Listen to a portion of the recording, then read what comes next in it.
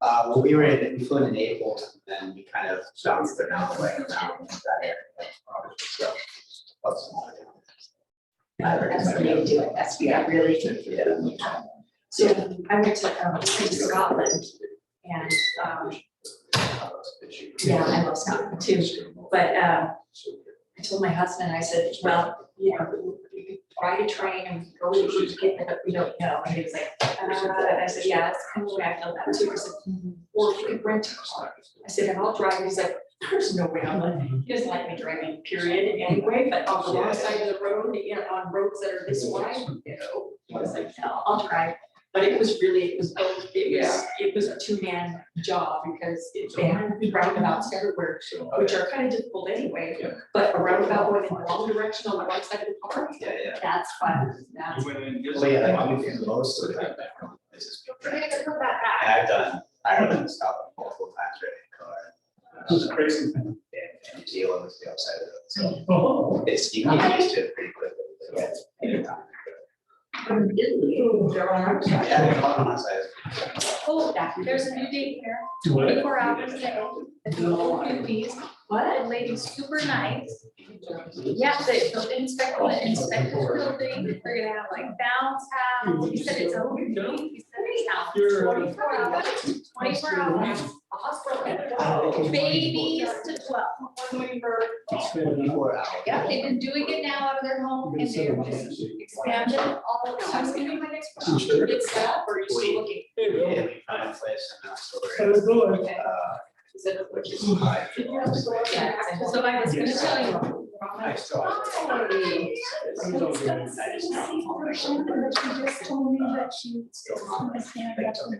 It's like, Okay. my wife still has like. Should we go there? Sure.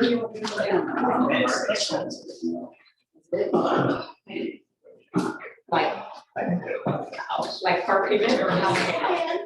Yeah, that's what my daughter's doing too. She just gave her my second grandbaby the other day, so. We're having. Are you really? Congratulations. At the end of April. Good for you. I think. Yeah. I know it's a fair. Always a blessing. Yeah. Always a blessing. Yeah, we wanted to have. I don't rate it. There'll be about 18 minutes. Okay, that's it. I'll take it. Yeah. So. Yeah, well, my children, my son is 30 and almost 29. And my daughter is 29. And then our youngest is 20. Okay. So are they, yeah. Yes. Sort of, no, well, actually, yes, he fries a turkey. I learned, I learned about frying turkeys.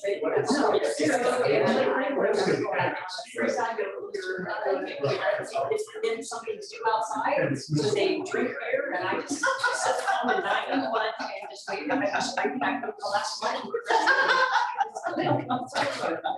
But yeah, so we take care of all of the side stuff, it's pretty good. How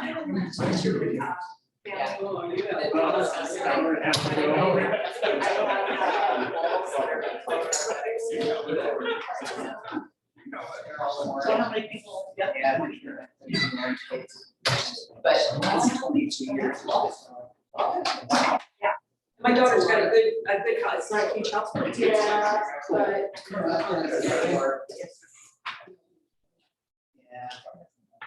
Brent, you ready? My favorite, I dressed in it all the way. I am ready, Carrie. Okay. Call to order November 2nd, 2022, City Council meeting. Are there any conflicts of interest to declare? No conflicts to declare. Nope. No. Motion for approval of minutes. I move that we approve the minutes of October 5th, 2022.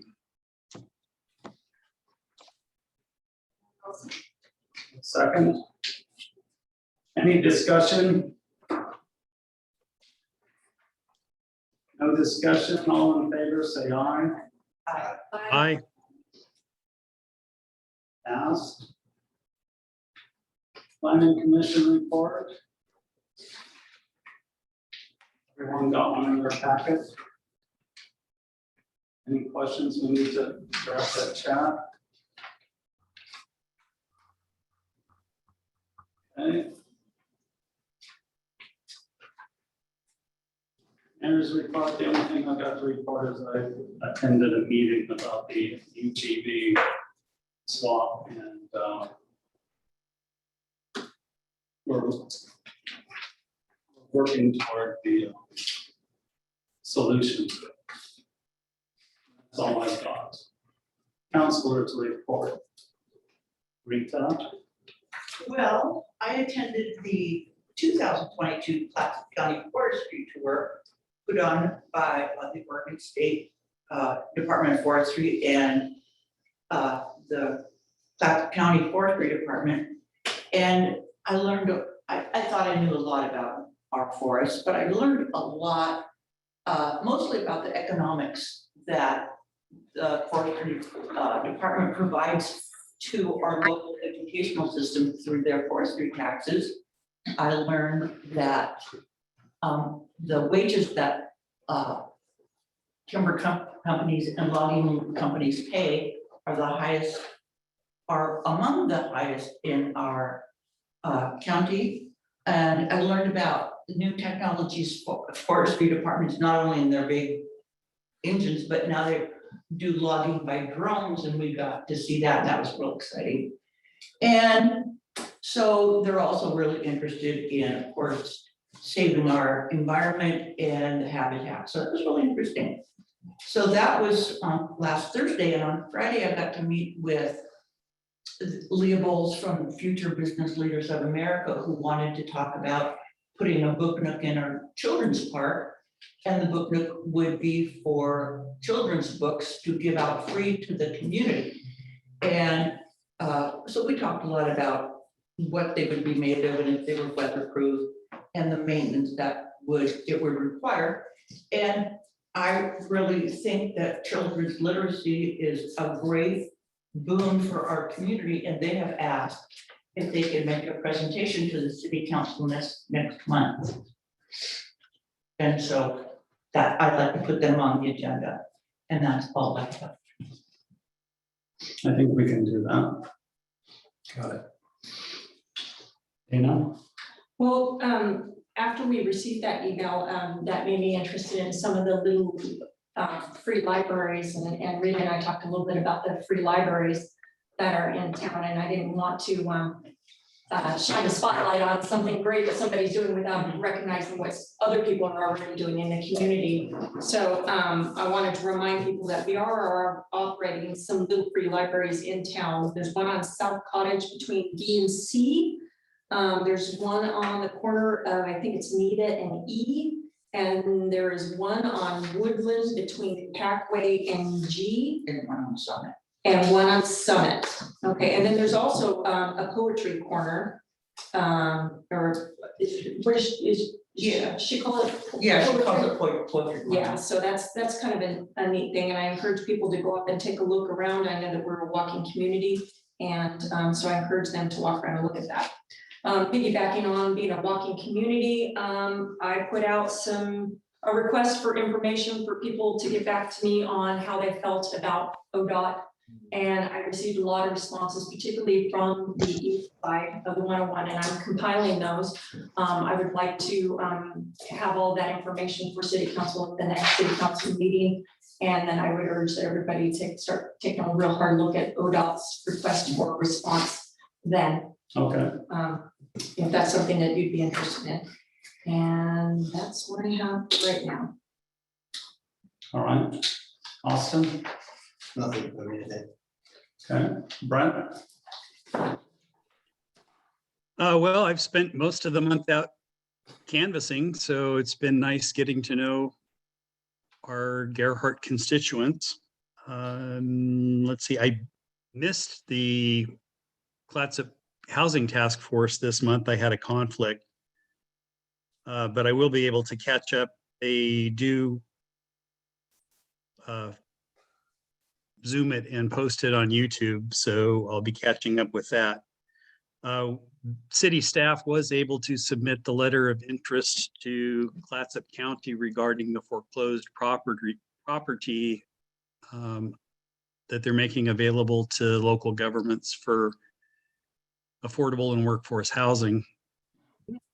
So I've reported on that previously. I've been in contact with Trell Anderson, an old colleague of mine. He's had a number of housing positions over the years. He's currently the executive director of Northwest Housing Alternatives. They're involved in a project in Astoria and Warrenton. But I'd like to maybe invite him to a work session at some point. He's very knowledgeable. Let's see.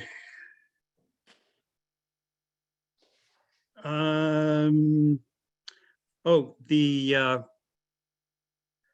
Chief Como provided me with 6 3/4 years of fire call data, and I was able to have that converted to latitude, longitude instead of just addresses.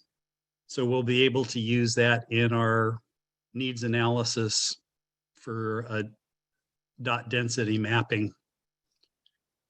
And that's about it. Great, thank you.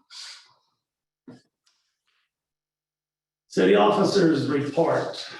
You've got the fire chiefs and the police chief.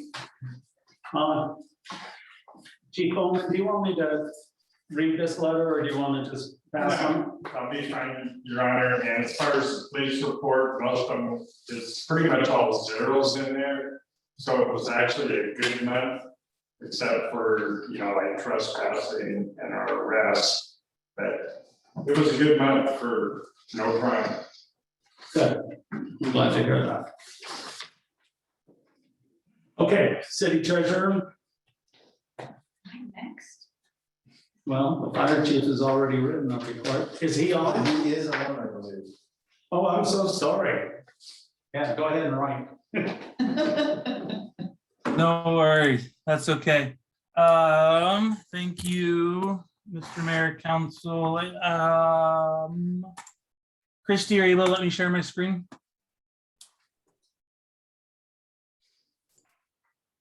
Yes, go for it. Perfect. So, last month, can everybody see my screen up there? Yes, sir. Last month, we had a total of 71 calls. For service, there was 13 in city limits, 17 was in the district. This was one of the few months that we actually had more calls in the district than the city. 11 of them was mutual aid calls that we sent to other departments. 8 of them alone was to Seaside, and that was for building fires, gas leak. There was an MCI incident that had multiple vehicles, multiple patients, and that same one even had a house fire involved in it. Incident near Knife River, right on the highway down there, south of Seaside. And then the other ones were just for multiple calls at one time. I went to only Warrenton, only in Cannon Beach for our structure fires and for Warrenton for water rescue. We asked for mutual aid just once, and that was just because we had multiple calls at the same time going on with that. In comparison to years past, as of October 31st, we were 28 calls ahead of last year. October 2021, we ended on call 569 for that year. October this year, we ended on call 597. That's my report for last month. I was made aware of a claim in which I used a city staff vehicle for personal vacation trips. And I want to clear the air and say that I obviously did not use a staff vehicle for a personal family vacation. In that same claim, it also claimed that I used a staff vehicle for personal errands and specific firewood. I can say, yes, I've had firewood in the back of my staff vehicle, but it was for firefighter and department functions. I've also done some errands while on duty after hours. To better explain this, I need to explain why we have a duty officer through Gearhart Fire. We have somebody on 24/7 as a duty officer, and that guarantees a response for the city of Gearhart. They'll go straight to the scene for manpower intensive calls for fires and motor vehicle accidents. This also ensures a timely response. They must have their gear in a staff vehicle and with them, not back at home or back at the station while they're out. Now, there's obviously parameters when you're on duty. You can't go far from the response area. We are a volunteer agency, and there's not firefighters at the station 24/7. And they're able to respond in an in-house apparatus. Sometimes the duty officer is the only response that it takes to respond to calls. If we can handle it with one vehicle and a duty officer on scene, we'll send that and not an apparatus that creates wear and tear on a much more expensive piece of equipment. It also creates great opportunities while we're out in the community. It lets us use a great tool for recruitment, for retention, lets us a great conversation starter as well. And also I want to say that obviously, yes, I'm a firefighter and enjoy driving fire apparatus and stuff, but having to use a staff vehicle while I'm on duty isn't my favorite or my first choice of a vehicle. It's not very easy to hide, not very easy to be in stealth mode and be unseen while I'm out in the community. And it also creates hazards for my, not hazards, but hurdles for my family a little bit. And we have to take two vehicles when we go out and on duty. So I don't just go and use a personal, not personal, but a staff vehicle for personal stuff when I go and do things. So I hope that clears the air with that. And if there's no questions, that's the end of my report. Thank you, Chief. Those are great explanations. I do have a couple of questions. One is, it's been suggested that the current location of the fire station, the elevation could be raised 5 or 6 feet to make it safer. Is that, in your opinion, a practical solution? So I would first ask why. Why would we be raising it? If we're raising it to make us safer for a tsunami hazard, the projected tsunami we're supposed to get puts the wave multiple feet above the roof of our current station. So raising it 5 to 7 feet wouldn't help anything if our intent is to raise it for making us safer for tsunami purposes. Also, the cost for raising it would be far more substantial. Even just the cost to rebuild, we have to fix the foundation underneath. We have to dig down to the correct elevation, which we all know is the elevation of the Trails and Arts Center across the street. Correctly fill, correctly make the structure secure, and then build up. And we all know building up is expensive. And to build up with that much structural integrity, it's like building a parking garage. There has to be lots and lots of concrete, lots of reinforcement. And then I did see that possibility, someone's a thought process come through. So I went out and I measured. Currently right now, when we pull our engine out, our apron is the area right in front of our fire station bay doors before you get to Pacific Way. When our main engine 2921 pulls out onto Pacific Way, there's 5.5 inches of clearance between underneath of the apparatus and that apron. And if you were to even raise it a foot, the grade of that apron would be so high that our apparatus would hit and you wouldn't be able to get it in or out of the station. So I got to thinking of how could you make this possible?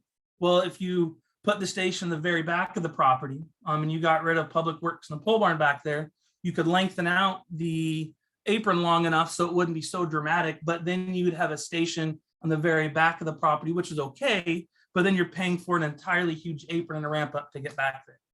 So I would be wondering what's the intent on why we're raising the station. If it's to make it safer, I don't think it would make it safer. Because like I said, the wave, the projected wave is going to be multiple feet above the roof, and a couple of feet isn't going to make it any better when the wave is going to be above the roof. Thank you. Is that it, Brad? That's helpful. Yeah, that'll do it. Okay, thank you, Chief. Of course, thank you. Now,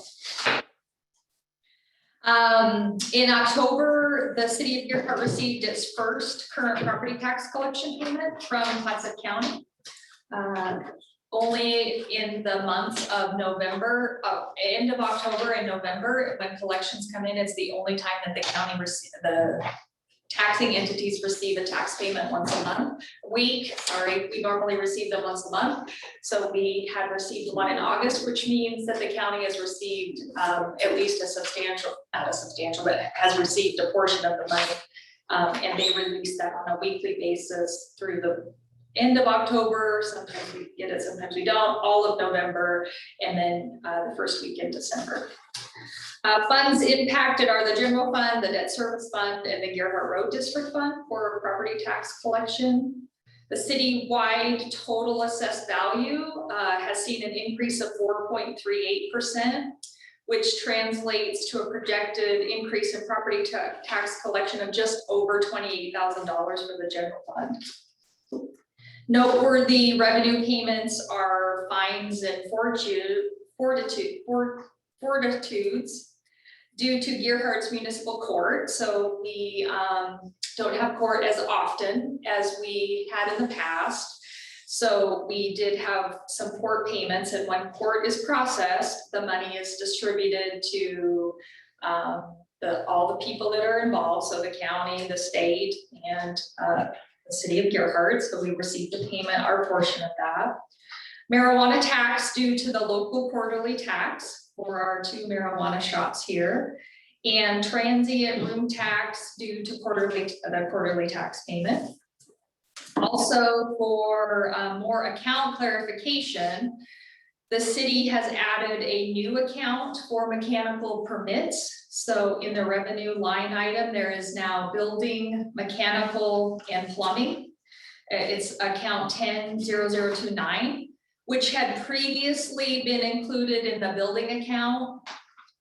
So it's not a new revenue, it's just a clarification. So all mechanical permits since July 1st have been moved out of the building line item and transferred to this new account. And this will help us track. We're looking at going to an electronic system, and it's looking at specifically tracking building, plumbing, and planning. Plumbing, building, and mechanical separately. In expenditures, noteworthy are payments in the accounts, fire, student intern program, parks, maintenance and repair, our water purchase for hopefully our last large payment to Warrenton and this year, and police car replacement expenses, because we did get our vehicle and we paid for it, and now it is getting vamped up with all of the stuff that the police need in order to have it operational. There has also been a transfer of expenditures from the fire department. So if you look at part-time labor account, it's now 0 because we have transferred all that money to the temporary grant labor account that was created this year in order to maximize the grant funds that we received. So we received $35,000. The city was able to reclassify qualifying part-time labor expenses to the staffing grant that was provided so that we can use all of that money. Otherwise, we would have to return some of it. And we were charging one person to that part-time temporary account number, and that position does qualify, so we moved it there. And so that will allow the opportunity for the fire department to utilize that temporary part-time staff throughout the remaining of the fiscal year to assist if they need it. Currently, the city has an invitation to bid out for qualified consultants to provide cost estimates on a comprehensive water rate study. The goal of the study is to independently assess and evaluate the city's existing water delivery cost structure and provide a long-range plan with rates and guidelines. We sent out bids to some companies, the invitation to bid to companies that we knew that did this. We'll see how much and what those look like, and we'll come to you guys and when we get them and show you them and talk about them. The last water rate increase were implemented January 4th of 2014. And I am also requesting that due to a human error, the minutes in the August and the September council meeting, I had put consistently the word ordinance instead of resolution for the weapons ban. And I would request that we just amend that word. It doesn't change the content or any of the narrative. It only simply changes a word. For some reason, I consistently thought it was an ordinance, even though the agenda and the staff report and the resolution said resolution. Okay. Can we do that now? Can I get a motion to change the word in September and August minutes from ordinance to resolution? I'll give you a motion. Can I get a second? A second. Do we have any discussion? All those in favor? I, Okay. Done. Thank you. Okay, city attorney. Oh, wait, Here. Well, are we gonna have questions? For Justine? oh, I'm so sorry, Brent, I forgot to ask that. I was just trying to move along here. Go ahead. I know you're trying to be so efficient, Carrie. Sorry to slow it down, but yeah, I saw that mechanical line item. I'm glad you explained it because I had a big question mark by it. So since we created a new line item, should we allocate some prorated portion of the previous line item budget to that new line item? So it doesn't have a zero in it? I would say, Brent, no, because the revenue line item, we want to keep the revenues that we've appropriated. It will be in the building line item. And so it just should show a zero because the budget committee didn't actually put any money in there for appropriations. But I don't think that we need to have it in there because it is in there just in the building line. So in the end, when they all roll up, we'll still be where we thought we should be. Okay. Yeah, as long as we can retain that in our noggins. I think we'll be okay in revenues. It would be different if it was an expenditure. Yeah, got it. And I saw another expense that I don't recall seeing before, bail, trust, and liability in and out. The bail trust. Where was that at? Page 26. Oh, you're talking about on the cash detail? Yeah, cash Yeah. detail. Okay, yeah, so what happens is when we have municipal court, when people throughout, they get a ticket or they get a fine. And so what happens is the court clerk processes that fee or fine. And at that point, it is not officially City of Dearborn revenue. So it goes into a bail trust liability account. The concept of that is all the money that goes into there goes into this bail trust in and out account. And as we pay things, we pay it from that account. So the money goes in that people pay. So there's a reason why they paid $100. The county gets $5, the state gets $10, and the City of Dearborn gets the difference. So we put all of the money, 100% of it, into an in and out account because it's not our revenue, it's not the county's revenue, it's just in a holding account. Once we process the ticket, the judge decides, yes, you owe $100, yes, this, yes, that, it's finalized. Then we write the checks. So then we write the checks from that in and out. So he paid $100, we write a check, 3 checks that total $100, one that goes to the county, one that goes to the state, and one that goes to the city. So then it hits our revenue, that's that fine and fortitude, Forfeiture. or thank you, line items. And then it hits the state's revenue line, and the in and out is 0. Okay, so it's a suspense account, basically. Basically, yes. Okay. All righty. And how's the software search going? I can answer that one. We're still in contact with a few of the people that we're working with. We have a couple of other projects that are just ahead of that we should be finishing up here pretty quick. And then we'll delve back down into that, but we do have some requests for information on. Okay, that's it. I had a question about check details. Washington State Support Registry. Is a new one from us on that. That's a garnishment. What's it called? So for people who do not pay their child support, the state garnishes them.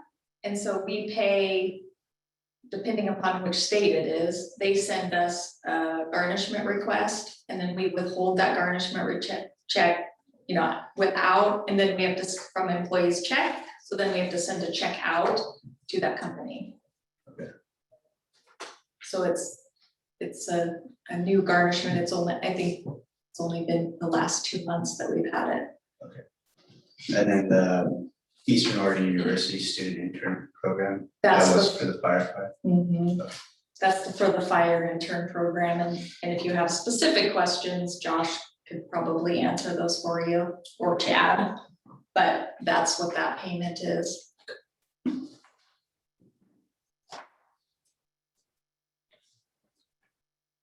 Any other questions? Moving on. Peter Block, City Attorney.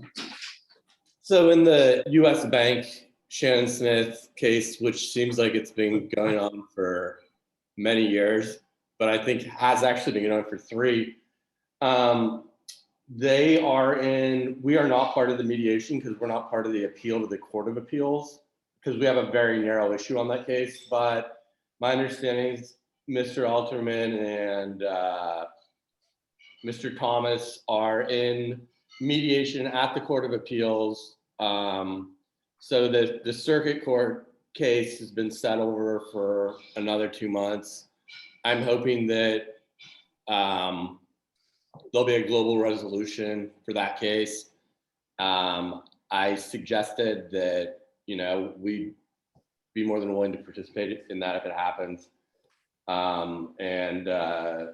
Thomas asked the court for 2 additional months. So that's kind of where we'll be. So back in court in January, I guess.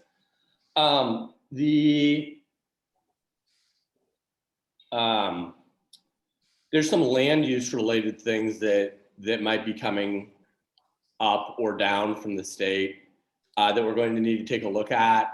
There's also, if you recall the Grants Pass case that had to do with sleeping, had gone up to the Ninth Circuit Court of Appeals.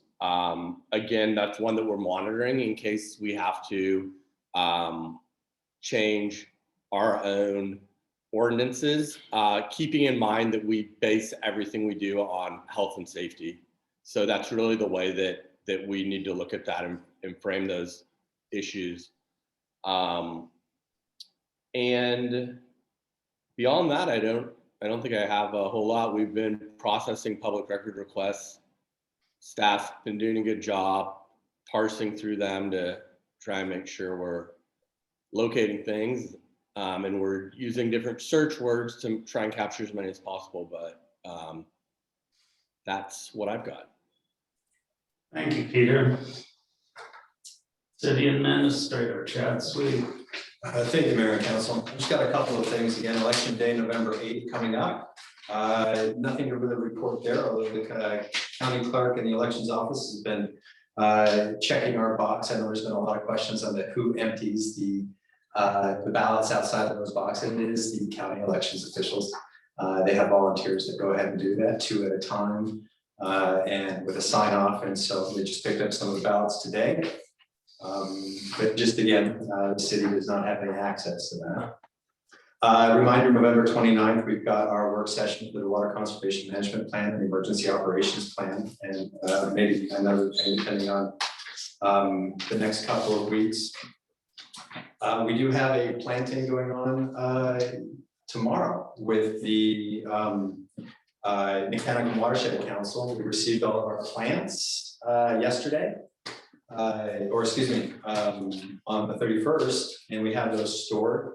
And so tomorrow, starting at 9, we're hoping volunteers will come in and help us plant some of those bee pollinator type vegetation. And I just looked at the weather and it looks like it's not supposed to rain until maybe noon or 1 o'clock. So it may be good, maybe. New doors are being installed tomorrow, finally, so that's going to be happening. So City Hall will be a little bit of a mess, but we'll be there. And I just wanted to announce the retirement as well of Carol Connell. Carol, our planner, is retiring. She's been in planning since 1972. She has done a wonderful job for us for almost 10 years, and we're sort of going to miss her. She's going to be available to us as help. She still owns a house here in Deerheart and loves this town. We're trying to set something up to kind of celebrate Carol's work with us. She doesn't want a party, so we'll see how that goes. I'll let you know. Other than that, I think that's all I have for now.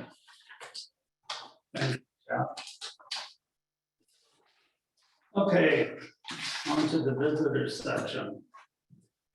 Anyone wishing to address the city council concerning items of interest not on the agenda may do so at this time.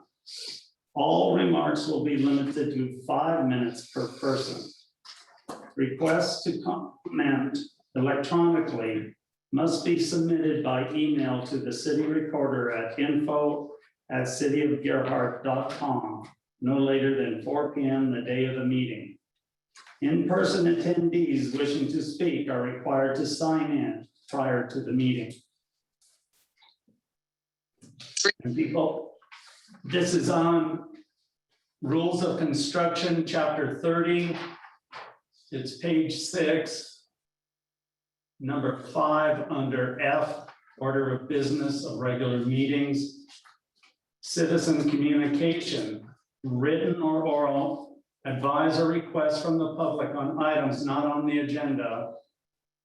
Comments shall be limited to issues involving city business and shall not exceed 5 minutes unless additional time is granted by the chair. First on the list, Margaret Marino, would you please state your name and address, please?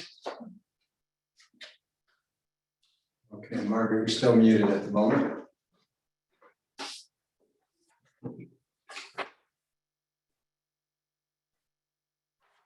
Margaret? Okay, can you hear me now? Okay. Yes. Margaret Marino. My address is P.O. Box 2353 in Gerhart. And my topic is actually management. So in chat, I am monitoring my time. So I have 2 topics to discuss. One is the letter I submitted to the council in the last council meeting, which had to do with the management, the code enforcement for noxious weeds in a specific area in the dunes, which seems a bit obscure, but it's outside the beaches and dunes area, but it's in the dunes itself. And I submitted a map associated with that. Beaches and dunes area stops in the dunes where the last building is, which is at the very south end, which a lot of people know at the Kingery lot. So the majority of trees on the south end going all the way around the estuary is strictly city property there, and it is zoned as city property. And thus there's a difference there in terms of noxious weed management. The beaches and dunes themselves, that code was such written as anybody is permitted to remove noxious weeds, not required. In the specific property I requested enforcement on, the city is required to remove noxious weeds there. And in specific, in the last 2 years now, the Scotch broom has not been mowed. And I would like to see that done. Actually, it's required to be done. And secondary is the Scotch broom along the estuary is considered part of that property. And for those of you who looked at it last May, all you saw was this field of yellow along the estuary there. So what I'm asking specifically for is, now this is where it gets fun for Chad. He's the enforcement officer and the owner of the property is the city. So I'm asking that that area be enforced for noxious weed management. There's two specific areas of code that I'd like referenced in that. One is the Gerhardt City Code, and it's section 92.32, and it talks about noxious growths, and they should be removed. So I'm looking for enforcement of that. The second part is I was looking forward to hearing the council respond. I know it's been topic for Mayor Carrie Smith for a long time to have a parks plan. Now a parks plan is in place, and I know that the council worked hard on that with the committee. And it specifically says that the city will manage the vegetation. So I would like to see that enforced. I believe it needs to be enforced. It wasn't a request. It wasn't an ask. It needs to be enforced. So that's number one. And this is the second time I've come before the council on this. I did it in 2018 too. And in that case, I never received a response either. So I've not received a response from the city on either of these. Please enforce your code. The second thing I want to talk about is the dune mowing permits going on right now. The process has been working quite well. People submit their permits to get their property mowed. The permits are accepted and the permits go forward, except for this year. This year, the permits were submitted on October 14th. The work window for the contractors have been October 17th for 2 weeks. That work window has not been, it's extended now, it's out, so the request for permits no longer viable. In addition, one of the homeowners called City Hall was told by staff that it would not be, the permit would not be allowed until such time as the mayor had walked the property. This is not the way the code reads. The code reads that the city administrator receives the permit and then grants the permit to the homeowners. Couple of problems with this. Number one, that work window is very narrow. And it was done specifically so that the contractor doing the work would not be working in the wet weather, which now that's all we have. So the work window for the dry weather is passed. 30 seconds, Ms. Marino. Okay, so that's number one. Permit needs to be granted. There's no reason why not. It's the exact same permit that's been granted the last 3 years for these homeowners. There's no reason to delay it. The second part is there is no part of the council participating in the review of the permits. It's specifically in code that says the only person that grants the permit is the city administrator. Rules of council indicate that no councilor is allowed to influence or have any say into the permits that the city administrator or the granting officer at this point has. I was stunned to see that there was council involved in that. Thank you, Margaret. Okay. Gary, may I be added to the list? I'm sorry I was late. Okay. Thank you.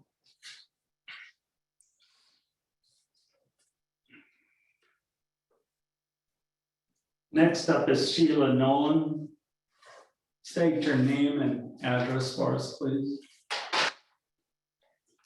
Sheila Nolan, PO Box 2295. Gerhardt, Oregon.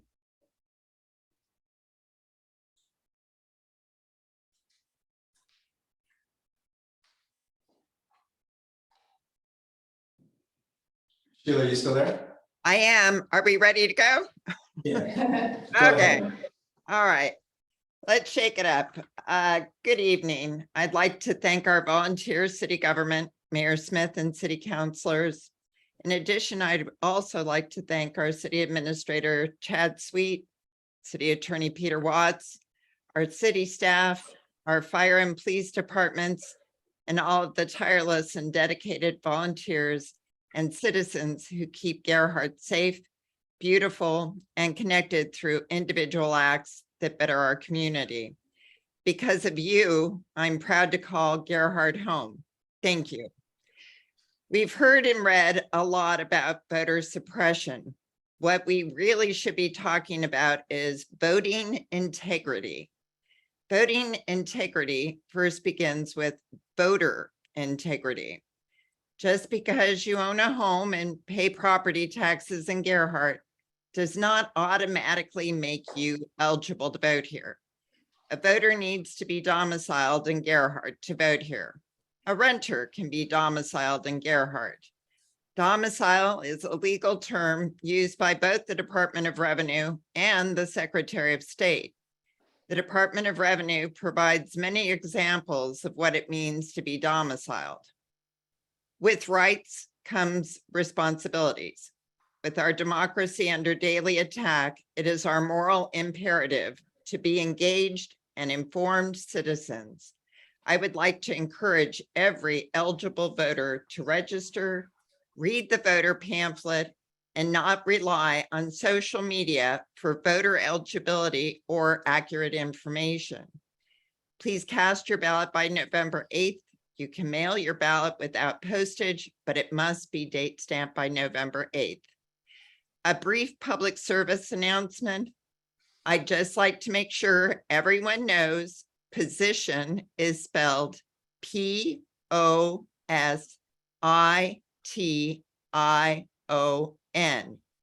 It is taken tremendous restraint to keep myself from borrowing a black Sharpie and correcting every misspelled sign in an attempt to stop the spread of illiteracy. I appreciate all of your service to our community. Thank you very much. Thank you. I'll be taking care of this on here. I was gonna ask you about that because I keep looking up there going, he's forgotten again. I just replaced the batteries. It was working great. So everybody got it. Yeah, okay. All right, next on the list is Mary Gilroy.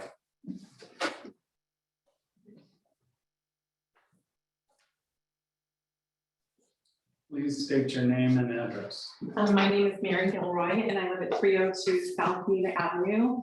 And I wasn't planning to speak tonight until I saw that someone was speaking on voter integrity. We moved to Portland. We moved from Portland to our home in Gerhardt in February 2020. And it was April of 2020 that 2022 actually. I was in Cannon Beach and called home to ask my husband if he wanted a sandwich on my way home. And he said, I can't talk to you right now. Two women are in the yard talking to me about the fire bond. And I said, who are they? And he said, I don't know. And I said, just based on things that I had heard, please don't say anything. I don't want to be targeted. Then comes August. We received 3 letters, my husband, myself, and our son, Connor, who lives with us, who moved down here with us. I called, Pat had business, my husband called, he was busy, and I said, well, I'm gonna call the Clatsop County Elections Office and find out what this is about. When I called, I just, from things I had heard about people reporting other people in the community, I expected it to be a few names that I had heard of people who reported people in the past. But then I find out it's the city attorney. which was kind of shocking to me. And I told my husband, and he called the city attorney. And we were just trying to get answers as to why, since we live here full time, it's our only residence, why we were on this list. Pat has spoken about it to you all. It's been brought to your attention. And it was found that most of those voters, I think all but maybe one on that list, were verified by Tracy Provenco. I wonder how you would feel if that happened to you. My husband's been coming here since he was a young boy. I lived in Chicago. I've lived in Portland. I've never had my vote challenged. And I don't think you really understand the impact that that has. And that everybody's silence about this, to me, is just like that you're agreeing that that's okay. And I also find it very interesting, since Peter Watts has been the attorney for the city, this is the first time he has been asked to submit names. I don't understand that.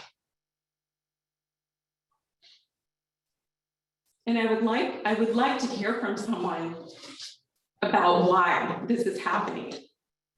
And I find it very interesting that people talk about voter integrity when the people that approached my husband on the lawn and wanted to know how he was going to vote, how we felt about it, didn't even introduce themselves. And when my husband honestly said to this person, one of these people, hey, you know, I would really like to see it where it is right now. And she turned around and, according to my husband, said, well, that's not going to happen. And my husband said, why not? So I just think everybody needs to stop and really think that all of this took place during COVID. People meetings were not public. People didn't have a chance, maybe by Zoom, to participate. Town halls were promised. Those never happened. There's not been an opportunity for the citizens of Gerhart to really ask questions in a give and take type of environment. So I think everybody needs to think long and hard about how we move forward.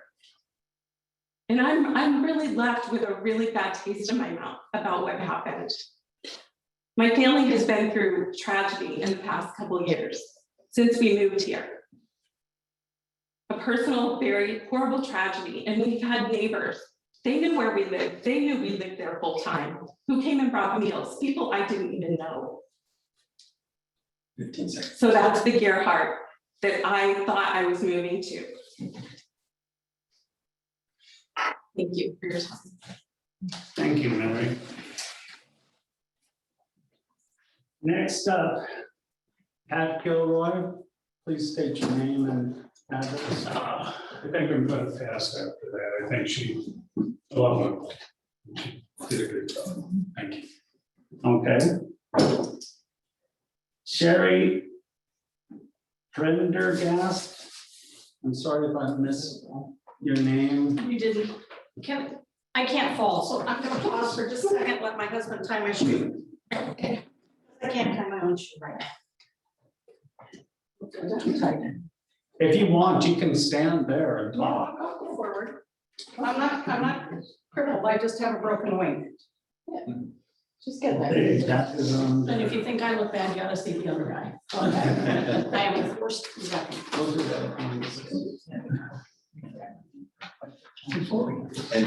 My name is Sherry Prendergast. I live at 510 D Street in Gerhart.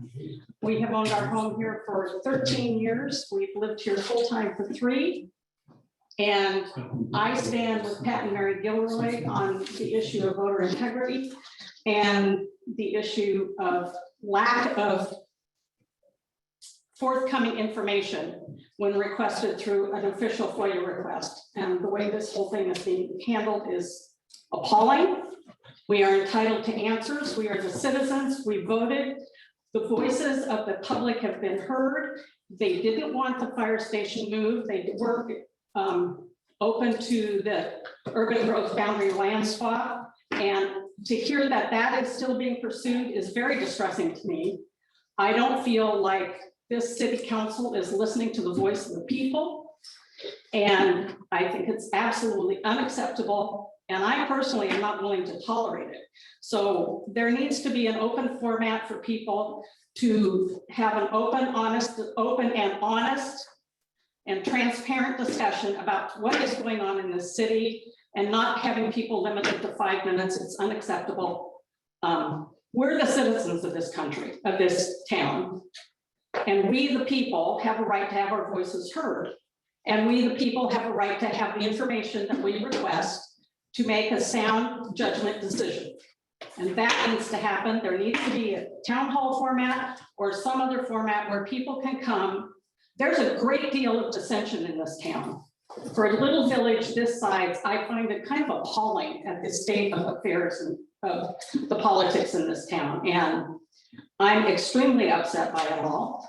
And if there isn't something done, then the citizens have no right but to stand up and take action. And I really hope it doesn't come to that.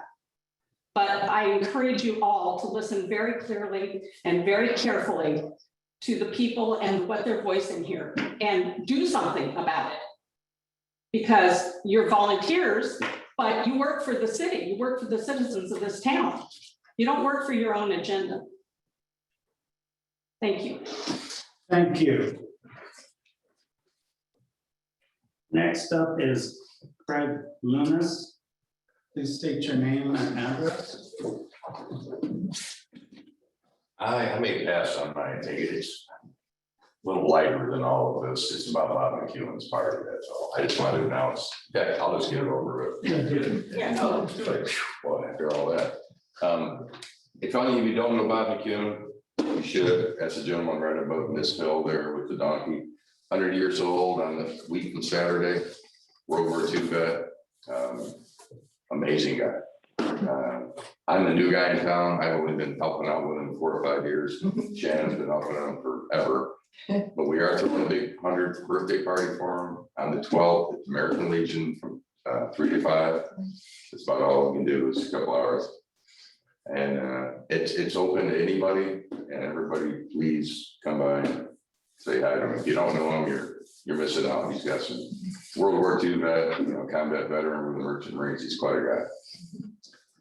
That's all. Nothing tense, nothing. Thank you. Okay. All right. Thank you very much.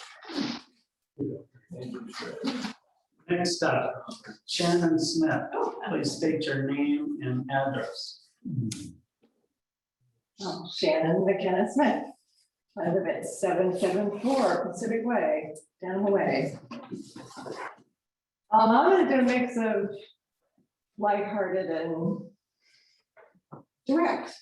I don't think it's so anxious. I think as I said one time with Paulina, was her last day here, that feedback is good. I once went to a training session and a guy trained us to say, well, people give you criticism, say thank you and mean it and enjoy it, because that's how we learn. That's how we come to appreciate other people's point of view. I thought a lot too recent weeks about the voting.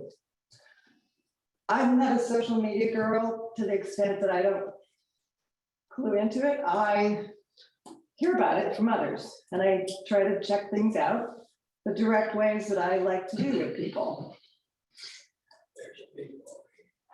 I always like to say, if something is a challenge to you, go and try to see it another way.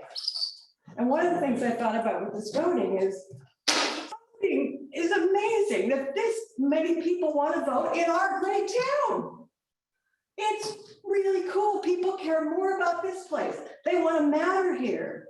They're excited to make their voices heard. They care more about this place than maybe their other home. I had second home here for years. I lived other places. My family had places here. I rented my place. I've been all sorts of different ways that I was in Gerhardt.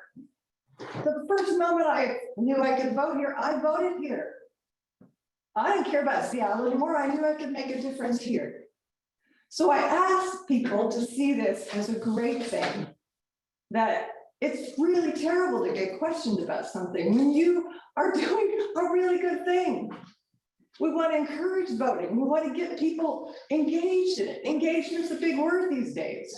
If you're a company out there looking for people that want to be in your business, this is a great thing.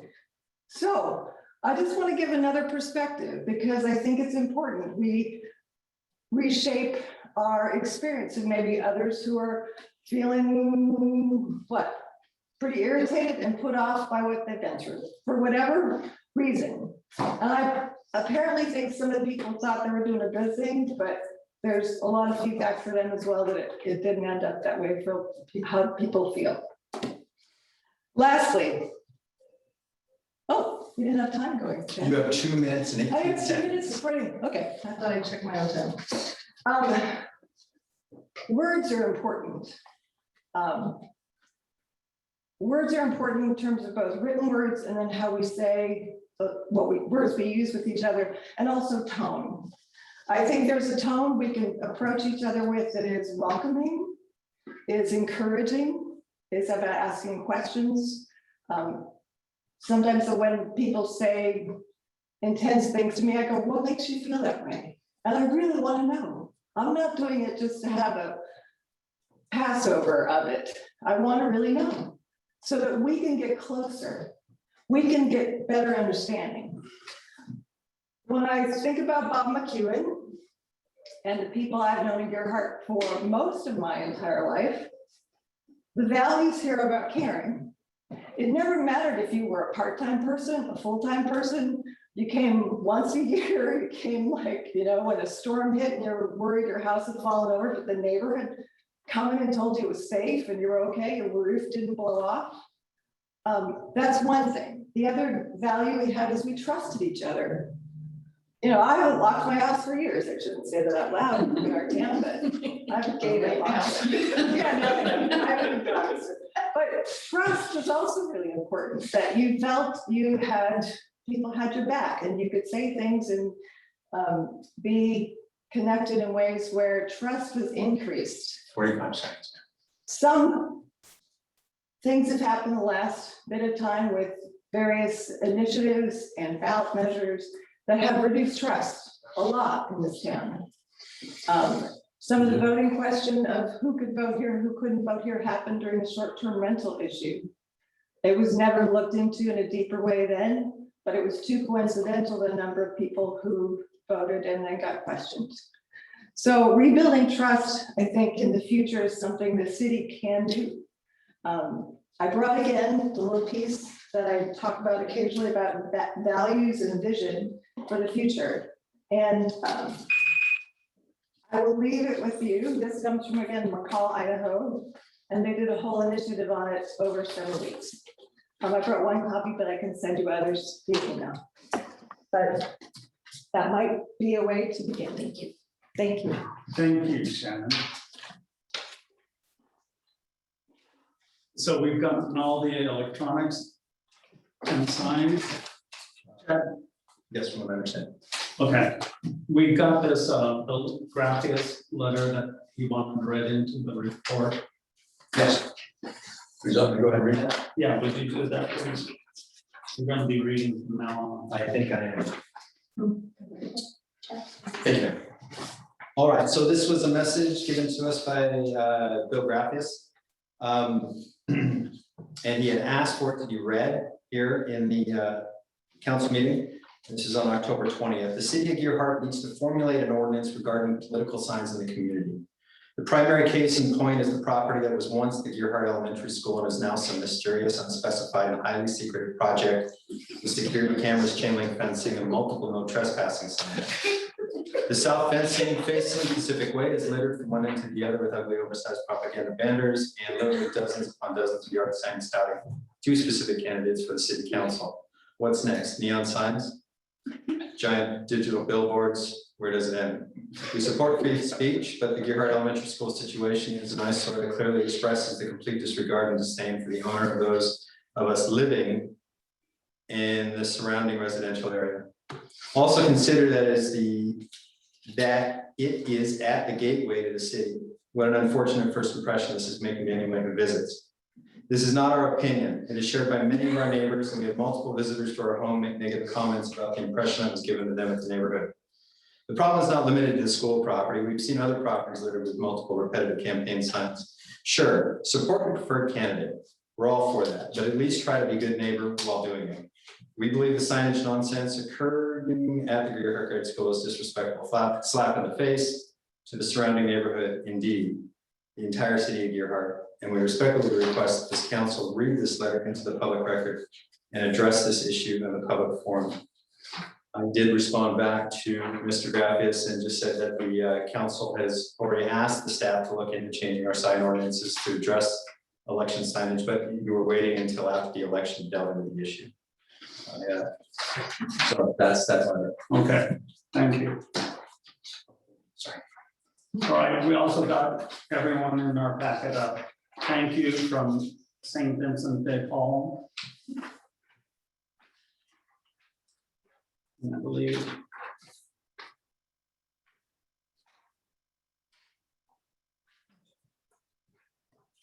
we have a couple of questions that will be answered this week from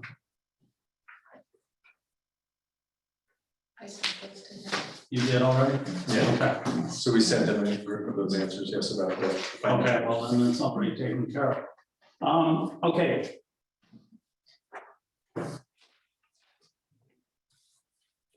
We have no ordinance or resolutions. We have no old business. We now have new business. Robert Bob Reed McEwen 100th birthday proclamation. Chad, would you do that? I will. Thank you, Mr. Mayor. Mr. Mayor, you brought this to us. The mayor received the attached proclamation requesting November 12th, 2022 to be proclaimed Robert Reed McEwen Day in honor of his 100th birthday. The proclamation states the many reasons why. So we recommend the staff that we read and adopt the enclosed proclamation, the signature to show the city's sincere congratulations and best wishes to Mr. McEwen on his 100th birthday. We have a proclamation on the back if you'd like to read that. Yes, please. Okay. Honoring Robert Bob Reed McEwen on his 100th birthday, Gearhart, Oregon. Whereas Robert Reed McEwen will be honored by friends and relatives at the American Legion Post in Seaside on November 12th, 2022, in celebration of his 100th birthday. And whereas Robert Reed McEwen has been a Gearhart resident since 1929, living in a home his grandmother purchased that was built in 1908 on the banks of the Neocoxie on 3rd Street. And whereas Robert Reed McEwen married Pat Mammy McEwen on October 17, 1950, and they remained happily married for 70 years until Pat's passing, November 29th, 2020. Together they had 2 children, 7 grandchildren, and 8 great-grandchildren. And whereas Robert Reed McEwen honorably served as a junior engineer in the U.S. Merchant Marines from October 1942 to May 1945 in the South Pacific aboard the U.S. ships SS Tanker Gulfwax, SS Harriet Lane, SS Ralph Barnes, SS Yugoslavia Victory, and the SS Paducah Victory. Close. Whereas Robert Reed McEwen founded Bob McEwen Construction in 1956 and has serviced Gearhart and the surrounding communities through countless improvement projects. And whereas Robert Reed McEwen remains a fixture of the Gearhart community at the reins of his cart, pulled by his Bethlehem donkey Poncho, most Sunday afternoons and every 4th of July.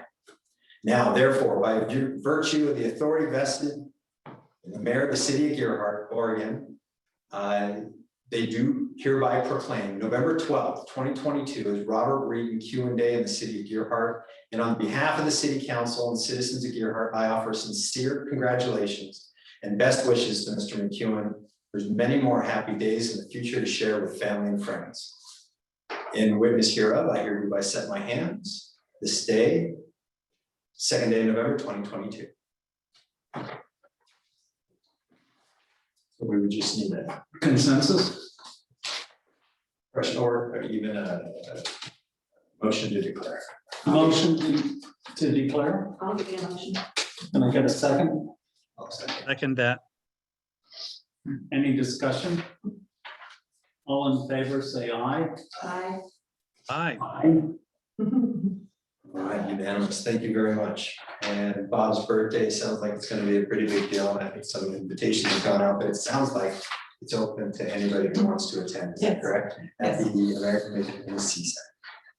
And do let us know though, we would like a RSVP, so we'll have a good number, so you can contact me or call Bob. Oh, right, that'll work. No, actually it does, you just have to call maybe a second time. Yeah. Yeah, Okay. And I, yeah, you did, thank you.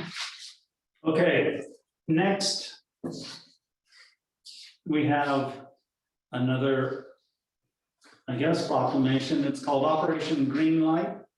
And Chad, would you run through that for us? sure. The city received the attached email from Clatsop County Public Affairs regarding the counties participating in Operation Greenlight for Veterans, and an initiative designed to shine light on the service of our veterans and their families. The idea is to install green bulbs as exterior lighting so buildings glow green from November 7th through the 13th. Residents, businesses, and community partners are all encouraged to participate.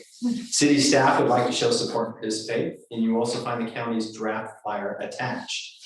So we have the dryer attached, the proclamation, and some information on the back. And the city's prepared to go ahead and do this to light up without much expense at all, if you so choose to proclaim. Or excuse me, vote on this proclamation. Someone like to give a motion to participate in Operation Greenlight? I'd like to order a motion that we participate in Operation Greenlight and read the proclamation. All right. Can I have a second? I will second that as well.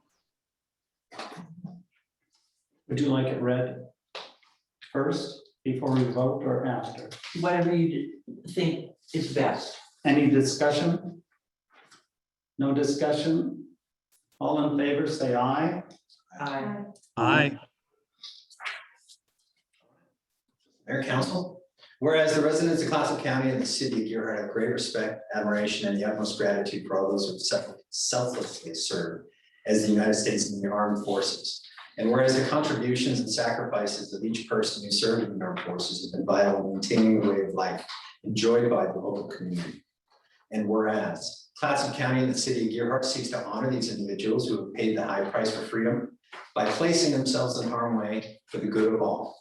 And whereas veterans continue to serve our community as American Legion, veterans of foreign wars, religious groups, civil service, and by functioning as county veteran service officers in 29 states to help fellow former service members access the more than $52 billion in federal health, disability, and compensation benefits each year. And whereas 200,000 service members transition to civilian communities annually, and whereas an estimated 20% increase of service members will transition to civilian life in the near future. And whereas studies indicate that 44 to 72% of service members experience high levels of stress during transition from military to civilian life. And whereas active military service members transitioning from military service are at high risk for suicide during their first year and after military service. And whereas Clatsop County and the city of Gearhart appreciate sacrifices of our United States military personnel and believe specific recognition should be granted. And whereas Operation Greenlight for Veterans in Clatsop County is an initiative to let the local veteran community know that they are seen, appreciated, and supported by illuminating the buildings green. Now, therefore, the Gearhart City Council does hereby proclaim the city of Gearhart's participation in Clatsop County's Operation Greenlight for Veterans.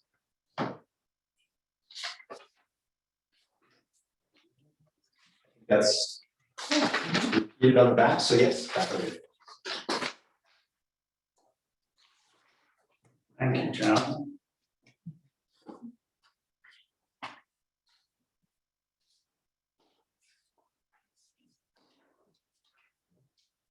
That's good. Okay. That concludes new business. Now on to council concerns. Brent? Yeah, I guess the biggest one right now, we all received Chief Bowman's retirement announcement recently. And so we have a few months to figure out something, but those months are going to go by pretty quickly. We're already having trouble recruiting an entry-level patrol officer, so hiring a chief is usually more difficult. We're probably going to have to come up with some at least interim solution, but we're probably going to have to use some creativity. I just like to say that Councillor Dana Gold's background is going to become invaluable in this effort, and I hope that she is willing to be involved in that. And that's my big concern right now. Okay, thank you, Ron. Austin? Yeah, that was gonna be what I was gonna bring up, but nothing else for me. Dan? Well, I think it's a little too soon to talk about plans, but I have some ideas for that. Assuming I'm still in this position, but if I'm not, I want to take my possibly last opportunity to publicly say thank you very much for everybody who helped me. And this is really, if nothing else, this has been a learning experience for me. And I was very, very happy to be selected to help serve Gerhart for the amount of time that I have. No. I hope it continues for another 4 years. Read it. And don't motion the closing. I'm sorry, I've learned my lesson. I have learned my lesson. The only concern I have is not, is just when Chad was reading the letter from the graphias, he left out a very important word. And when he quoted the graphias as saying, this is not our opinion, when the correct phrase was, this is not just our opinion. So that's a big difference, and I just wanted to make that on the record.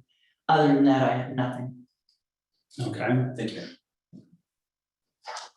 So my concern is not really a concern, it's a statement that there will be a town hall meeting in January. But if you've been to any of these meetings that I've chaired for since July, there's just nothing I can do after one of these meetings. It's just, I'm not going to a town hall until this settles down. And that's the way it is. I mean, it's, I'm glad you feel it's funny, but it's serious. This is serious business. And if we can't take it serious, then why are we going to do anything? May I speak in response? No. Doesn't take it serious. Anyway, I'll take a motion. I move we adjourn. Second? I'll second that. Aye. Aye. Aye. Thank you, Council Mayor.